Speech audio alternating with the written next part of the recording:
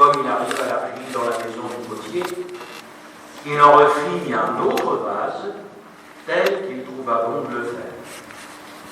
Et la parole de l'Éternel me fut adressée en ces mots: ne puis-je pas agir envers vous comme ce potier, maison d'Israël, dit l'Éternel? Voici, comme l'argile est dans la main du potier, ainsi vous êtes dans ma main, maison d'Israël. Amen. Alors bien sûr, nous sommes dans l'Ancien Testament, mais voyez-vous, j'y retrouve le principe de la parabole. Nous voyons que cette parole imagée, en fin de compte, c'est un moyen choisi par Dieu pour que nous comprenions bien sa parole. Voyez-vous, frères et sœurs, moi, j'ai été marqué un jour par ce que a pu dire quelqu'un qu'on va qualifier peut-être comme un des plus grands prédicateurs, Charles Spurgeon. Et quand Charles Spurgeon avait prêché, il descendait dans l'auditoire et il allait chercher un enfant. Et il demandait à l'enfant qu'est-ce qu'il avait compris de sa prédication. Et pour lui, si l'enfant n'avait pas compris, il avait loupé sa prédication. Parce que Spurgeon pensait que le serviteur de Dieu, le prédicateur, devait rendre la parole accessible, même aux plus petits. Et moi j'ai beaucoup de choses de Spurgeon, même en anglais, qui n'ont jamais été traduites en français. Entre autres, il y a un livre qui s'appelle « Causerie à mes étudiants », parce qu'il formait donc des serviteurs de Dieu, et il leur enseignait ça, à ne pas avoir honte ou à ne pas avoir peur d'avoir une prédication simple, biblique bien évidemment, mais simple, en leur disant que le but n'était pas de briller dans la prédication, mais le but c'est que les âmes comprennent. Et le Seigneur a toujours voulu ça, et c'est pourquoi on va trouver, je dirais, des prédications imagées avant que Jésus lui-même ne donne les paraboles, et je crois qu'on peut convenir ensemble que c'est ce que le Seigneur veut montrer à Jérémie au travers de cet artisan, au travers de ce potier. Et le Seigneur va dire à Jérémie: écoute, va voir le potier travailler, et quand tu vas le voir travailler, tu vas comprendre des choses. Je vais t'expliquer des choses, je vais te dire des choses, mais pour que tu les comprennes, tu vas avoir besoin de l'image de cet homme qui travaille. Vous savez, frères et sœurs, le Seigneur n'a pas changé. Il veut encore nous parler aujourd'hui. Le Seigneur, frères et sœurs, a toujours un but bien précis pour nos âmes. Là, bien sûr, il avait un but tout à fait précis pour le peuple d'Israël. Vous savez, le Seigneur peut nous parler à titre individuel, il peut nous parler aussi en tant qu'Église. Le Seigneur, au lieu de parler d'Israël, et j'y viendrai, on va dire, mais l'Église de Rouen, voilà ce que le Seigneur, ce matin, voudrait t'expliquer, voudrait te montrer.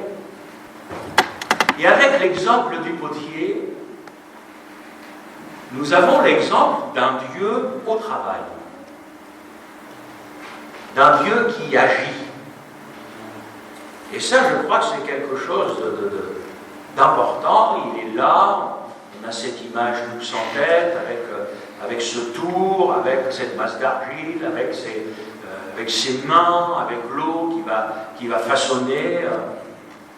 Je pense qu'on a tous eu certainement un jour l'occasion d'aller dans une poterie, de voir un potier travailler. Moi, je trouve que c'est merveilleux. Vous savez, moi j'ai souvent médité à titre personnel, et vous comprendrez bien, sur le berger. Et je crois que une des choses qui m'a peut-être le plus éclairé, c'est d'aller en voir un jour, et de le suivre. C'est de le voir faire. Un vrai berger avec son troupeau. Et là, je peux vous assurer qu'on prend des leçons. Par exemple, exemple, moi je m'étais toujours imaginé que le berger il était devant, vu que les brebis le suivaient. En fin de compte, le berger il est derrière. Ce sont les brebis d'âge mûr qui sont devant, qui connaissent le chemin, et c'est elles qui ouvrent le chemin. Et en fin de compte, le berger il reste à l'arrière avec les brebis qui viennent d'agneuler, avec les brebis âgées, les brebis malades, enfin, celles qui vraiment ont besoin de lui, quoi, ont besoin de ses soins. Donc il est derrière et puis il les emmène. Et puis il sait qu'il y en a qui n'ont pas besoin de lui, là, il les laisse devant, il a toujours un œil, mais je sais. Voyez-vous, frères et sœurs, il faut regarder les choses pour comprendre. Et moi j'ai compris, si vous voulez, que dans l'Église, même si le Seigneur, bien sûr, a donné à l'Église un pasteur, mais vous avez dans l'Église des âmes qui ont plus besoin du pasteur que d'autres. Vous prenez bien l'esprit dans lequel je veux dire, vous avez des âmes qui n'ont pas forcément besoin d'instant T du pasteur. Elles vont bien, elles connaissent la route, elles sont sur le bon chemin, elles avancent, mais vous allez avoir c'est l'époque, vous allez avoir des agneaux. Et moi j'aime bien, dans le secteur de Pont-de-Mer, on est à la campagne, ça commence un petit peu partout, vous avez les agneaux, c'est mignon comme tout, mais il faut s'en occuper des agneaux. Il faut s'occuper des brebis qui ont mis bas, il faut s'occuper de celles qui sont plus âgées, parce que dans l'église, les vieux, on ne les abat pas. Le monde fait ça. Et nous, nos vieux, on en prend soin. On les entoure, on les aime, on prie pour eux. Parce qu'ils sont l'église, ils ne sont pas l'église d'hier. Il n'y a pas une église de demain, d'aujourd'hui, d'hier, etc. Il y a l'église du Seigneur qui est composée de tous, des plus jeunes jusqu'aux plus âgés. Et moi, je me réjouis. Dimanche dernier, à Pont-de-Mer, j'ai présenté un bébé encore là. Je me régalais avec les bébés. Une bonne femme là-dedans. Non, mais bon, c'est mignon comme tout tranquille, tout ça. Moi, j'aime les bébés, j'ai toujours été comme ça. Mais c'est pas l'église de demain. C'est les enfants de l'église, quoi. Je veux dire, le Seigneur les donne à l'église. Et on prie pour eux, et on prie pour les parents, parce qu'élever des enfants dans notre monde aujourd'hui, on a besoin de la grâce de Dieu, n'est-ce pas? Et puis, mais l'église, c'est ça, frères et sœurs. C'est pas coupé en petits morceaux. C'est tous, hommes, femmes, jeunes, vieux, tous ensemble, on forme le corps de Christ. Alors, frères et sœurs, moi je bénis Dieu pour toutes ces images qui peut-être sont simples, en même temps sont tellement concrètes. Quand je prends les paraboles de Jésus dit, bon voilà, un semeur sorti pour semer. On a tout de suite l'image du champ qui a été travaillé, le gras qui sème, la semence et tout ça. Ça c'est clair. Ça, c'est simple. Quand vous avez la parabole des deux maisons, voilà, on va vite comprendre des fondations. Il y en a une qu'on a, il y en a une qu'on n'a pas, etc. Voyez-vous, ça, c'est la manière de faire de Jésus. Et je crois que nous, serviteurs de Dieu, alors, entendez-moi bien, moi, je bénis le Seigneur, parce que vous avez des frères qui ont beaucoup reçu dans la prédication. Moi, je vous le dis. Un frère que j'ai côtoyé, par exemple, un frère comme Paul Vallière, moi, au niveau de prédication, je lui arrive pas à la cheville.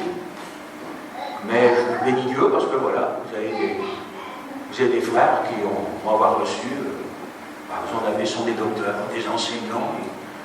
Le frère Collet, vous savez, quand il prêche, c'est pareil, c'est un livre, le pasteur Pascal Collet. Moi, je bénis Dieu. Quand on s'est retrouvés ensemble, parfois dans des réunions de jeunesse, vous avez des camps, et des jeunes qui vous posent de ces questions. Alors vous avez des regards de Fessal Abdelaziz et de Gilles qui tout à coup se tournent vers Pascal Collet.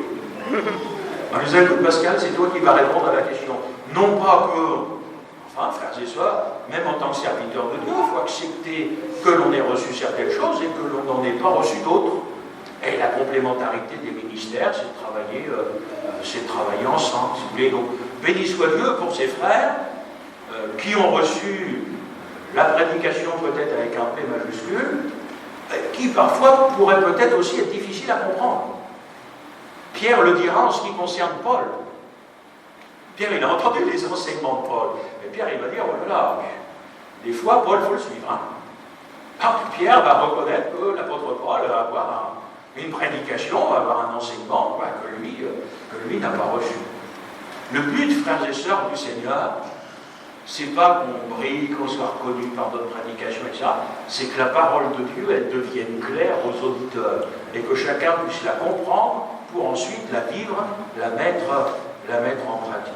Alors nous avons là cette image du Seigneur, symbolisée par ce potier qui travaille, qui fait des objets. Et là, il est en train de faire un vase. La parole de Dieu nous montre que c'est Dieu qui travaille. D'accord ? Mais parfois ça marche, et parfois ça ne marche pas. Ah, moi ça m'a interrogé ça. Je ne sais pas comment vous faites quand vous lisez votre Bible, mais pour moi, quand Dieu faisait quelque chose, ça devait marcher à tous les coups. Sauf que je me dis, est-ce que c'est la faute de Dieu si ça ne marche pas? Enfin, quand vous et moi, on va vite arriver à l'argile. N'est-ce pas?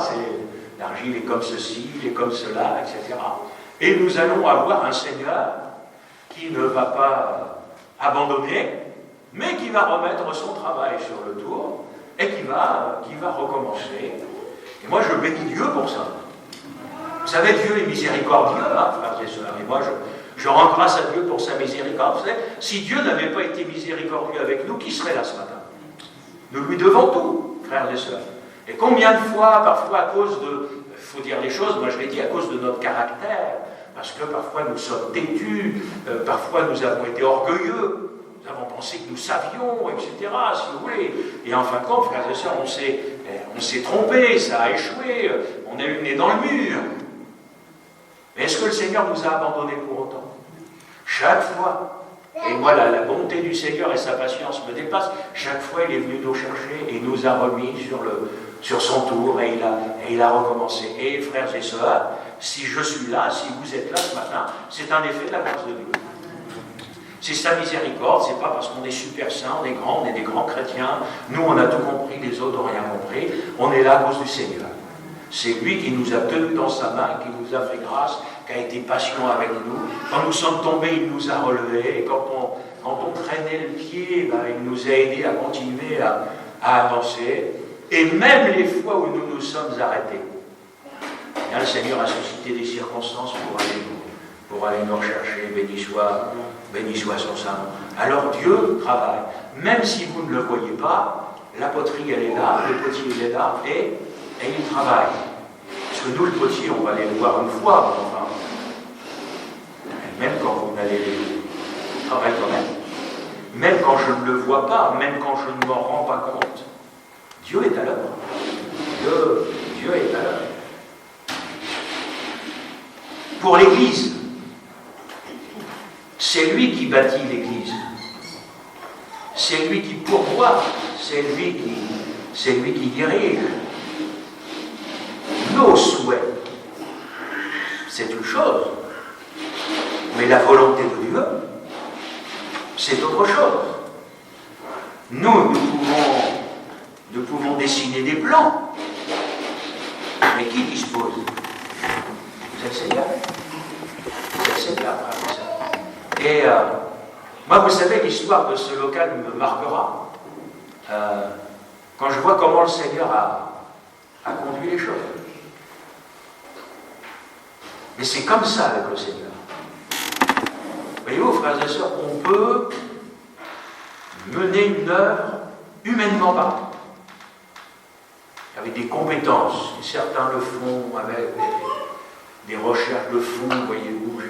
J'ai même vu des pasteurs vendre les pierres de l'église sur Internet pour collecter de l'argent. Les frères et sœurs, quand c'est l'œuvre de Dieu, quand c'est conduit par Dieu, quand Dieu est dans l'affaire, eh bien Dieu, il pourvoit. Sans qu'on ait besoin d'aller chercher les moyens du monde. Moi, je me souviendrai toute ma vie, j'en ai reparlé à Isabelle, parce qu'il était invité dans une grande convention, là. J'ai rencontré un jour un pasteur de Corée du Sud qui avait une église de 8000 membres. Et ce pasteur, il était venu en Italie lors d'une conférence missionnaire à laquelle j'assistais. Et sa prédication, c'était « Moi, je vais vous apprendre à faire rentrer l'argent. » Ah, c'est le président des Assemblées de Dieu mondiales aujourd'hui. Une petite parenthèse. Et ce gars, qui était un ancien chef d'entreprise, très haut placé, nous a expliqué comment il a mis ses talents de chef d'entreprise pour aller voir d'autres chefs d'entreprise qui avaient de l'argent pour faire des décennats, vous savez, etc. Puis il nous expliquait que des millions de dollars sont rentrés. Et puis à la fin de la prédication, il est venu me voir. Il me dit, j'ai l'impression que, en anglais, bien sûr, tout ça, il me dit, j'ai l'impression que tu n'étais pas d'accord avec ce que je lisais. Ah, je ne voulais rien laisser montrer, mais je ne pouvais pas. Alors je lui ai dit, effectivement, je lui ai dit, moi je ne suis pas d'accord. Je lui ai dit, on n'est pas là pour faire de l'entrepreneuriat, etc. Et moi je crois à ce que la Bible montre, ce que le Seigneur donne sa offrande, qui vient, peu importe le montant. Quand on fait les choses avec son cœur, c'est à ça que le Seigneur regarde. Béni soit Dieu pour ceux qui ont des moyens que d'autres n'ont pas et qui les mettent à la disposition de l'œuvre de Dieu. Bon, puis la discussion, c'est vite arrêté, si vous voulez. Chers frères et sœurs, ce qu'il faut pour l'Église, ce qu'il faut pour moi en tant que serviteur de Dieu, ce qu'il faut pour vous, c'est vraiment qu'on soit dans la volonté de Dieu. C'est pas que ce soit nos plans, nos souhaits, j'irais jusqu'à dire même nos goûts qui s'accomplissent. Ce qu'il faut, c'est que ce soit le Seigneur qui pilote. Et quand il le fait, bien les choses, il les fait bien, nous le savons. Et Dieu a prévu des choses pour nous. Même quand on est devenu âgé, j'insiste là-dessus, même quand on est devenu âgé, Dieu a encore des plans pour nous. On se dit, oh frère, à l'âge que j'ai maintenant, j'ai du mal à me traîner, ceci, cela, qu'est-ce que vous voulez que je fasse pour le Seigneur? Parce que lui veut que vous fassiez. Je ne crois pas qu'il va vous demander des choses que vous ne pouvez pas faire. Moi je dis toujours, mais priez, est-ce que vous pouvez faire? Et moi je crois que la chose la plus importante qu'un chrétien puisse faire pour son Église, c'est de la soutenir dans la prière. Voyez-vous? Donc moi je crois que même jusqu'à sur notre lit mort, on pourra encore prier. Pour ça, dans l'Église, tout le monde est utile. Il n'y a pas des petits, il n'y a pas des grands, il n'y a pas des, comme en Inde, il n'y a pas des castes, vous savez, c'est pas un club avec des affinités où il y a des clans et ceci, cela. Ça, je peux vous assurer, moi je combattrai toujours ça. L'Église du Seigneur, elle doit être divisée, l'Église du Seigneur, elle doit être unie. Et c'est le travail que le Seigneur fait. L'Église, elle est entre ses mains. Alors ça nous dépasse. J'ai envie de vous dire, l'artisan, c'est lui, celui qui sait faire. C'est Jésus qui a dit, je bâtirai mon Église. C'est lui, c'est lui qui est le... Alors ça crée quand même en nous un combat avec la chair. Parce que vous en pensez, mais notre chair, elle est encore vivante. Pourtant, sa place, c'est d'être crucifiée, c'est d'être morte, etc. Mais qu'est-ce qu'elle nous joue comme tour? Parce que dans notre chair, frères et sœurs, il y a d'abord toutes nos réflexions, nos pensées. Est-ce que vous pensez?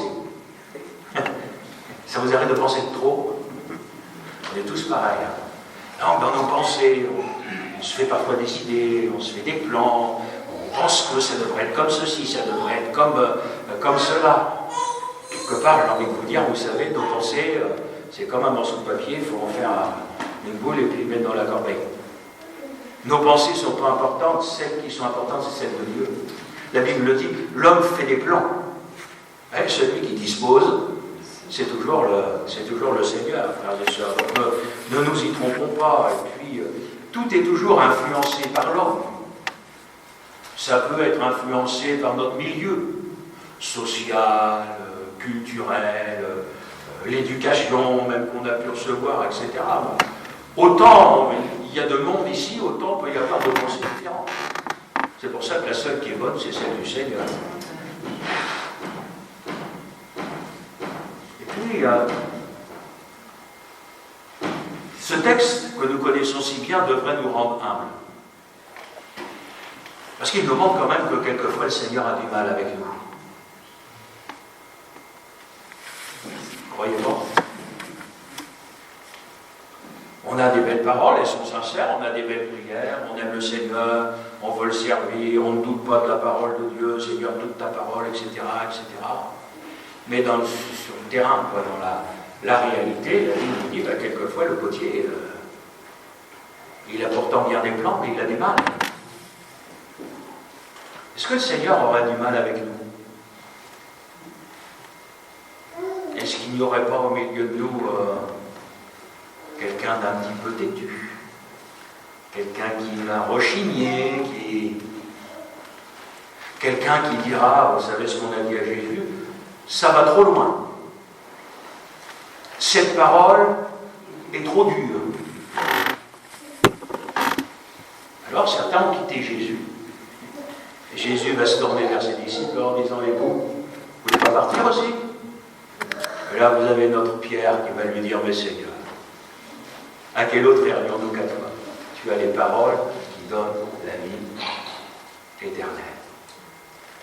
Frères et sœurs, ça, vous allez toujours rencontrer ça dans la vie de chrétiens, mais même de chrétiens sincères, qui, dans leur vie spirituelle, en fin de compte, vont mettre des limites.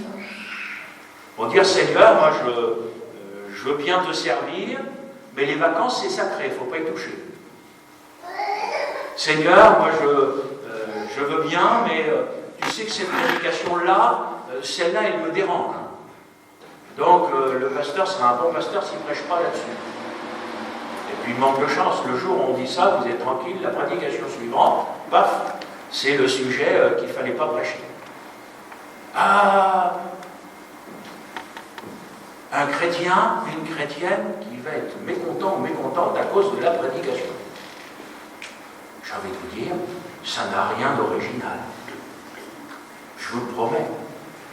Si vous prêchez la vérité, si vous prêchez ce qui est écrit comme c'est écrit, moi je peux vous dire que ceux qui nous ont précédés et nous, on n'a pas que des compliments. Vous n'avez pas que des gens qui vous suivent.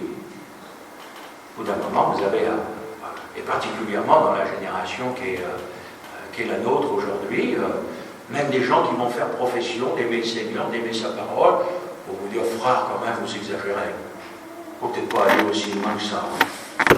Comme s'il y avait eu une église hier et que l'église d'aujourd'hui, c'était plus la même.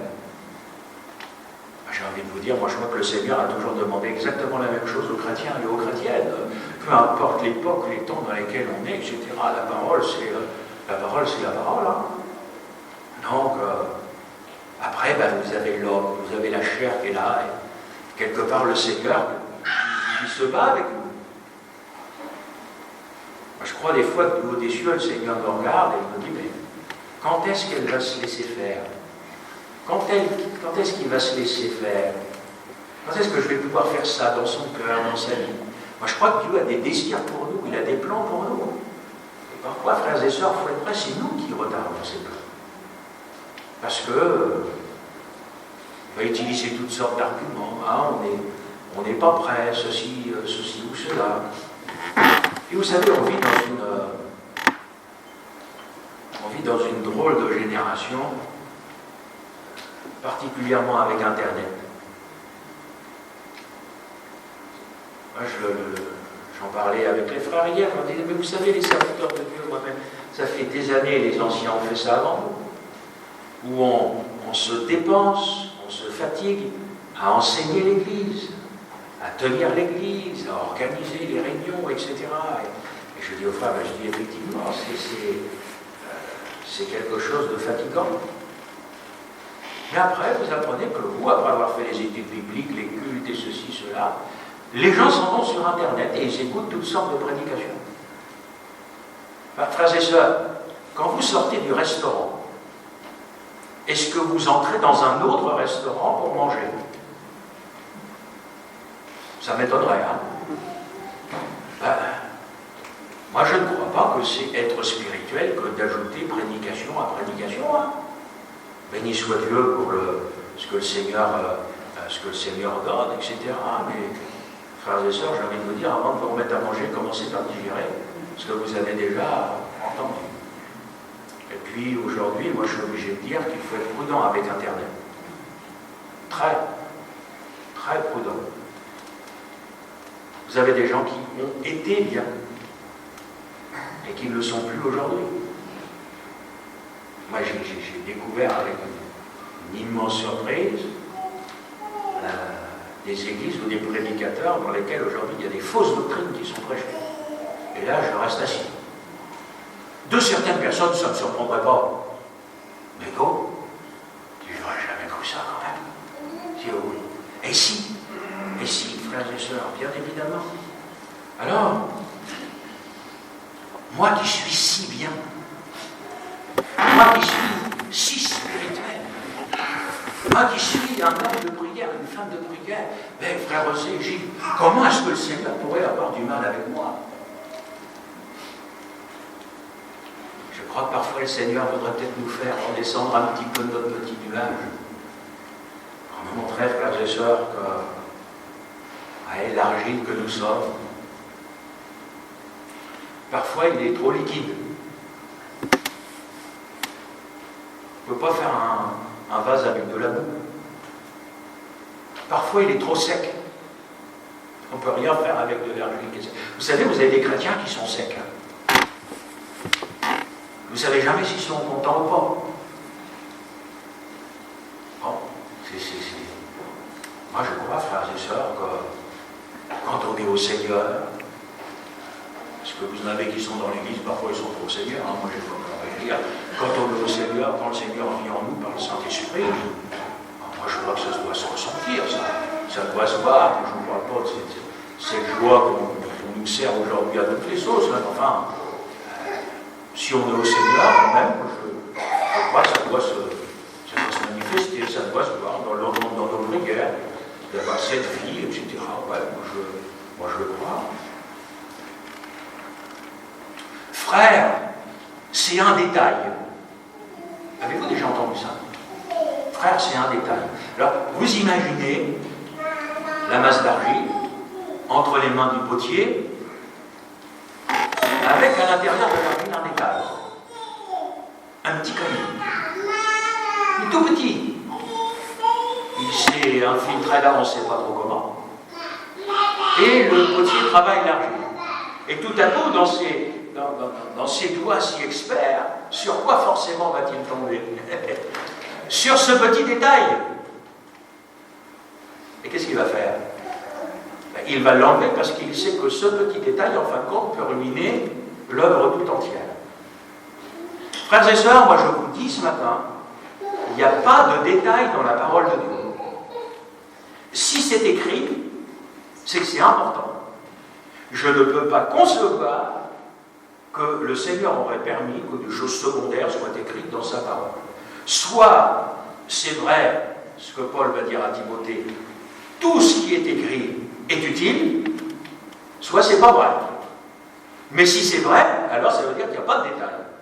Il n'y a pas des choses que je prends, que je laisse, des choses qui étaient pour hier et qui sont plus pour aujourd'hui, etc. Et c'est la parole, et je la prends telle qu'elle est. Et moi je crois, frères et sœurs, que notre Seigneur, justement, c'est un Dieu de détail. Reprenez, même si c'est dans l'Ancien Testament, reprenez l'exemple du péché d'Achan. On aurait pu dire c'est un détail. Sur tout le peuple, il y avait une personne, le Seigneur quand même. On ne va pas s'arrêter parce que voilà, il y a une personne qui a fait ce qu'il ne fallait pas. Ah ben, parlez-en à la première équipe d'attaque de la bataille d'Aï. Eh bien, ils ne sont pas revenus vainqueurs. À cause d'un bonhomme. Pourtant, le peuple était nombreux, mais bon, on ne va pas dire, frères et sœurs. Voyez-vous, c'est ça le problème de l'humain, de la rationalité, de toujours analyser la Bible plutôt que de prendre ce qui est écrit. Quand le Seigneur il dit oui, c'est oui, quand il dit non, c'est non. Et pour le Seigneur, moi je vous le répète, il n'y a pas de détail. Tout ce qui est écrit, ben, en fin de compte, c'est important et ça peut avoir des conséquences sur le vase tout entier. Alors, une fois de plus, vous et moi, là, on est encore confrontés à nous-mêmes. C'est nous qui trouvons ces choses petites. C'est nous, c'est moi qui vais dire que c'est un détail. Mais Dieu lui dit quoi? Ben, si c'est dans sa parole, c'est dans sa parole, frères et sœurs. Alors, j'ose croire qu'il y a pour nous, y compris ce matin, dans notre culte, je crois qu'il y a une parole du Seigneur. Parce que, avec ça, par la bouche de Jérémie, le Seigneur va s'adresser à son peuple en disant: ne puis-je pas agir envers vous comme ce potier, maison d'Israël? Alors vous ne m'en voudrez pas, vous savez que je ne suis pas du genre à tordre les Écritures, mais j'ai écrit ceci dans mes notes: ne puis-je pas agir envers vous comme ce potier, église de Rouen? Est-ce que vous croyez que le Seigneur peut faire la même chose avec nous? Et moi je bénis Dieu pour ça. Je bénis le Seigneur. Parce que mon frère, ma soeur, nos vies sont dans sa main. Ta vie est dans la main de Dieu. Et quoi qu'il arrive, quelles que soient tes circonstances positives, négatives, n'oublie jamais ça, mon frère, ma soeur. Ta vie, elle est dans la main de Dieu.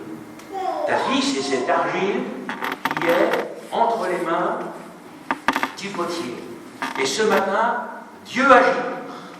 Il agit dans ta vie, il agit dans ton cœur, même si tu ne le vois pas. Il y a des fois, il vaut mieux que le Seigneur ne nous montre pas ce qu'il est en train de faire. Je ne suis pas sûr qu'on serait d'accord. Et il nous emmène dans des chemins, etc. Mon frère, ma soeur, Dieu agit dans ta vie. Moi, je crois que nous ne prions pas en vain. Dieu agit dans les familles, il agit dans les foyers, il agit dans le cœur des enfants, dans le cœur des adolescents. C'est pour ça qu'on y croit. C'est pour ça qu'on prie, parce que Dieu est à l'œuvre. Dieu est à l'œuvre, frères et sœurs. Et je crois que Dieu est à l'œuvre dans l'église de Rouen. Il y a les plans de Dieu, ça nous dépasse. Les temps de Dieu, ce ne sont pas nos temps. Moi, je vous l'ai toujours dit, souvent avec humour, quand je prie le Seigneur, je dis: Seigneur, exauce-moi tout de suite ou maintenant. Hein? Je lui donne le choix. Vous savez bien que ce n'est pas notre horloge qui fonctionne. Hein? C'est celle du Seigneur. C'est celle du Seigneur. Et frères et sœurs, ça nous dépassera toujours. Première fois que je suis venu là, je l'avais vu le local. Par les spinasses, qu'est-ce qu'on serait bien là? Qu'est-ce que ce serait beau? Réponse: non. Bon. Non. J'ai cherché, j'ai passé des coups de fil, des mails, et tout ce que vous voulez, pendant des mois. Toujours on est là. C'est seulement parce que ce n'était pas le temps de Dieu. Ça, frères et sœurs, ça nous fait, excusez-moi l'expression, mais ça nous fait souvent coincer. Hein. Parce que nous voudrions que Dieu il soit notre horloge à nous. Et vous n'avez pas le choix, ce matin vous avez changé d'heure. Hein, c'est pareil. C'est à nous de nous mettre à l'horloge de Dieu, frères et sœurs. En son temps, on le chante dans un petit cœur là. En son temps, ce que Dieu fait est parfait. Moi, ça, je le dirais pour ma vie, je le dis pour l'Église, je le dis pour les individus que nous sommes, frères et sœurs. Il faut laisser le Seigneur faire ce qu'il fait est parfait. Même quand il nous arrête. Ah, là c'est plus dur. Le Seigneur n'a pas permis à l'apôtre Paul qu'il aille apporter l'évangile en Asie. Quelle interrogation, certainement, pour vous. Pourtant, frères et sœurs, aller évangéliser l'Asie, il y a quelque chose de pas spirituel là-dedans. La porte s'est fermée, le Saint-Esprit n'a pas permis à l'apôtre Paul de le faire. Pourtant, plus tard, l'Asie va être évangélisée. Mais, frères et sœurs, pas par Paul. Voyez-vous, ce sont ces choses que le Seigneur nous connaît. Moi, vous le savez, avec tous les voyages que j'ai pu faire, j'ai réalisé que tout le monde n'est pas fait pour ça. Tout le monde n'est pas fait pour ça. Il faut pouvoir s'adapter au pays dans lequel vous êtes, aux cultures, au respect de ceci, de cela, etc. C'est pas toujours évident. Quand je suis allé en Afrique, il faut vous faire au culte africain, parce que c'est pas seulement que ça bouge, c'est très bruyant. J'étais obligé de mettre des bouchons dans mes oreilles. Mais bon, il faut pouvoir s'adapter, parce que, et ça, frères et sœurs, le Seigneur va choisir des hommes. Il sait ce qu'il peut faire avec quelqu'un et ce qu'il ne peut pas faire. Alors nous, on peut avoir une vision, j'ai envie de vous dire, ce qui est important, ce n'est pas notre vision, c'est vraiment le Seigneur, qui tient tout dans sa main, même le destin des nations. Vous avez tout un tas de personnes aujourd'hui, avec tout ce qui est en train de se passer, avec l'Iran, avec Israël et tout ça, qui sont en train d'essayer de vous expliquer tout, etc. Même un pasteur sur moi qui prêchait il n'y a pas longtemps là, qu'on est entré dans la grande tribulation. Et c'est quoi la prochaine, ce qui va vous dire. Le jour où ça va arriver, les gens ne se poseront pas de questions. Frères et sœurs, Jésus revient. Des choses se mettent en place. C'est évident. Tout ce qui est en train de se passer, c'est dans le processus de la fin des temps. Maintenant, gardons-nous de chercher quand Jésus va revenir. S'il avait voulu qu'on le sache, on le saurait. Le Seigneur a montré qu'il ne voulait pas qu'on le sache. Donc c'est pas la peine d'essayer d'analyser de ceci, de cela. Quand on voit tout ça, le Seigneur dit, préparez-vous. Voilà. Et puis après, frères et sœurs, quand il reviendra, on sera prêts. Béni soit Dieu. Alors, frères et sœurs, qu'est-ce que vous diriez si l'argile que nous sommes, ce matin, était dans les mains du potier? Croyez-vous que cette argile y est bien? Croyez-vous qu'avec cette argile, le potier, c'est ce qu'il fait? Est-ce que vous avez déjà vu un argile parler au potier? En lui disant, mais moi, je ne voudrais pas être un vase. Moi, je voudrais être un bol. Moi, je voudrais être une soucoupe. Je voudrais être ceci, être cela. Ça nous montre, frères et sœurs, que c'est vraiment la volonté du potier, le désir du potier, en fin de compte, qui se manifeste. Et moi, je dis, quelle sécurité pour vous comme pour moi d'être dans les mains du potier. Hein? Lui, c'est ce qu'il fait. Tout ce que Dieu fait est parfait. Alors, moi je crois que l'Église de Rouen, elle est entre les mains du Seigneur. Et c'est lui qui fait. C'est lui qui agit. Ce qu'il faut pour vous comme pour moi, c'est que nous soyons des hommes et des femmes sensibles au Saint-Esprit, des hommes et des femmes de la parole, des hommes et des femmes de prière, et pour le reste, faisons ensemble confiance au Seigneur. C'est lui qui construit, c'est lui qui bâtit. Et il fera, une fois de plus encore, les choses en son temps.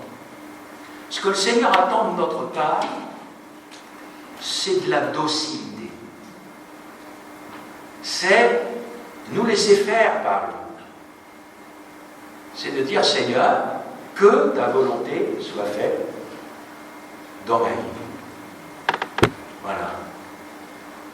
Et c'est la volonté du Seigneur qui va se manifester. Vous savez, dans les ailes de la foi et tout ça, vous avez des cantiques missionnaires. Alors qui parlent de celui qui va au loin, etc. Puis il y a une strophe qui dit ceci: et si tu veux que je reste à mon humble place ici, pour une tâche modeste, Seigneur, merci. Voilà, c'est l'œuvre du Seigneur, c'est ça. L'œuvre du Seigneur, c'est ça. Et c'est accepter de nous soumettre à ça, et, y compris au niveau de l'Église. Est-ce que nous acceptons de laisser tomber notre propre volonté, nos propres plans? Et j'ai vu l'Église tout à coup se soulever pour me dire un amen vivant.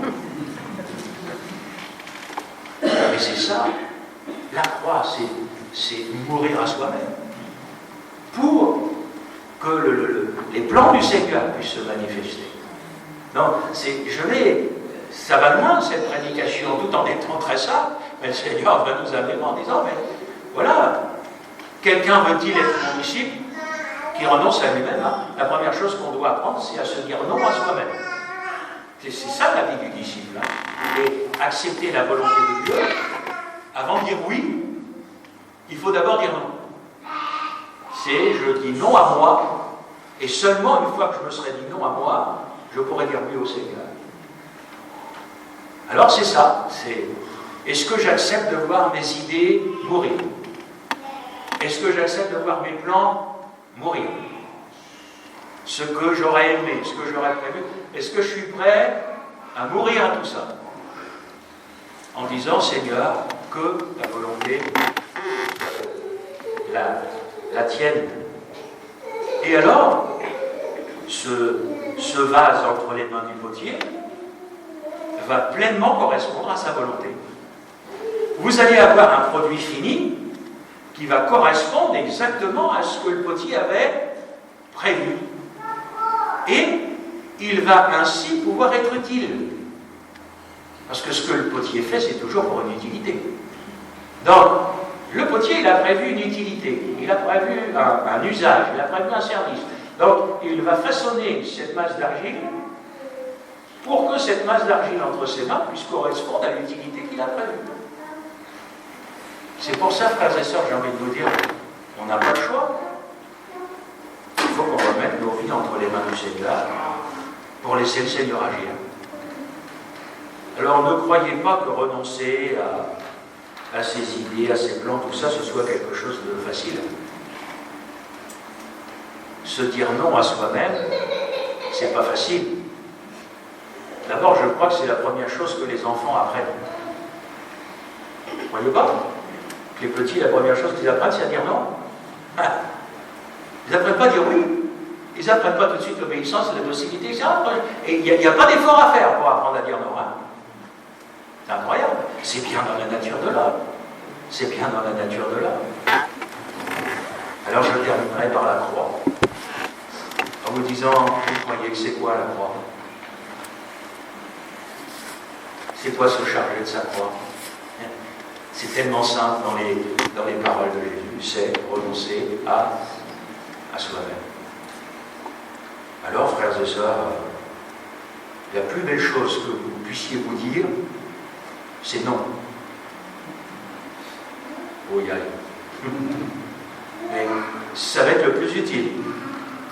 Le jour où on accepte de renoncer, moi je crois que là, le Seigneur, il peut faire. Il peut agir. Que le Seigneur nous aide. Je prie pour qu'il n'y ait pas au milieu de nous des tempéraments récalcitrants, têtus, qui savent mieux. Tout ça, frères et sœurs, au pied du Seigneur. Et le Seigneur conduit. Et le Seigneur conduit. Que son nom soit béni. On prie ensemble.